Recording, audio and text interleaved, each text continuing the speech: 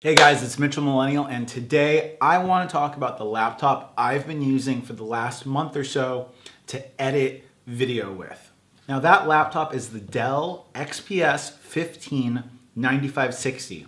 My last computer was a Dell XPS 159550. I'm going to talk about what my experience has been using the 9560 and how that compares to my 9550. Before we jump into that, hit the subscribe button. If you like the video, go ahead, give it a thumbs up. And if you're a content creator who's here on YouTube, drop a link to your channel and I'll check it out. I'm gonna briefly go over the specs before I go ahead and dive a little bit deeper into what the user experience has been on this machine. We have an Intel Core i7 7700 CPU. In the previous version, it was the 6700. We have an NVIDIA GTX 1050 with 4 gigabytes of video RAM. In the previous version, we had the 950 with 2 gigabytes of video RAM.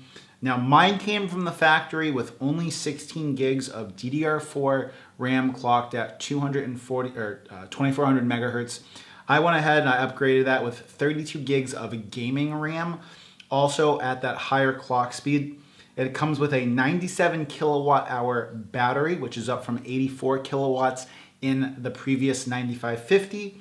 We have a 4K touchscreen. It's an identical unit to what was in the 9550. It has an NVMe PCIe SSD with 512 gigs of storage. Now it is the Samsung PM961. If that doesn't mean anything to you, it's one of the top of the line solid state hard drives from Samsung on the market, and it is in this device. Now to really quickly touch on the port situation. Being that this is a professional laptop, this computer has a multitude of ports, and I'm pretty happy with the port selection. It's got 2 USB 3.0 Type A ports, 1 USB Type C port. Instead of having the 4 PCIe Express lanes, it only has 2. That might mean something to you, that might not. It has an HDMI 1.2 port, it has a Kensington lock, and it has a SD card slot, which I personally love, a headphone jack, and it's got a very, very nice battery indicator, which I really appreciate being able to see what my laptop's charges without actually having to turn it on. The keyboard and trackpad go unchanged from last year's 9550 model. The keyboard's squishy, it doesn't have great feedback. It does have 2 stages of backlighting, that is nice, and I can tell you that after using my 9550 for over a year, it holds up really well to moderate to heavy use. The trackpad uses the Microsoft Precision drivers, and it actually is a pretty good user experience. It's not going to be as good as an experience using the trackpad of the MacBook Pro, but for a Windows-based device, this is about as good as you are going to get. Also, as an afterthought, it seems like Dell added the Fingerprint Scanner. It looks like they just cut out a space in the carbon fiber chassis to integrate it. That being said, it performs flawlessly. It is a great fingerprint scanner. It usually gets my fingerprint on the first time, and I'm really happy to see that it was included. For speakers, we have 2 front-firing, bottom-mounted speakers.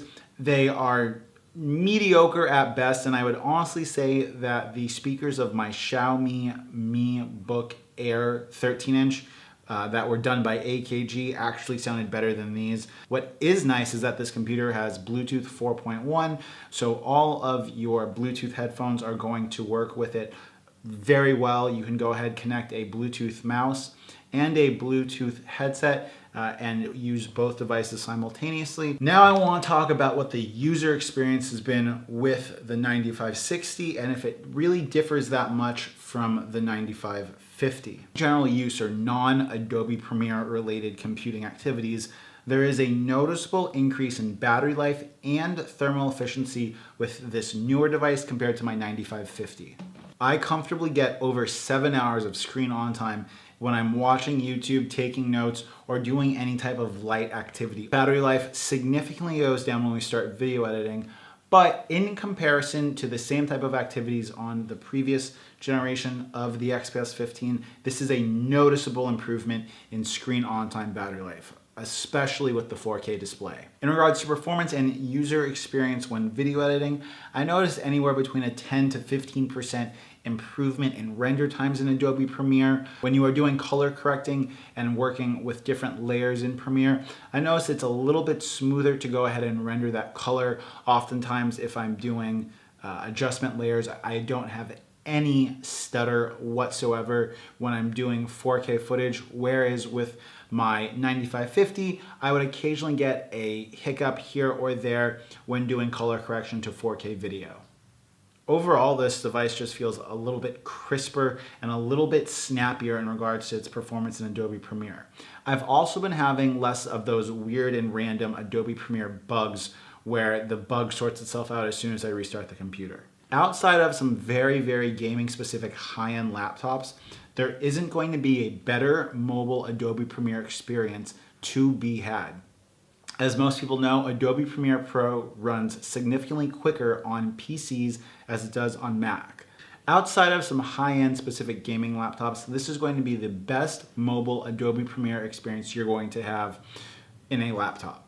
Adobe Premiere runs significantly slower on Apple machines as it does on Windows, especially if we are comparing render speeds. Those fast render speeds, along with the absolutely stunning 4K display, really, in my opinion, put this device on par with a MacBook Pro running Final Cut Pro.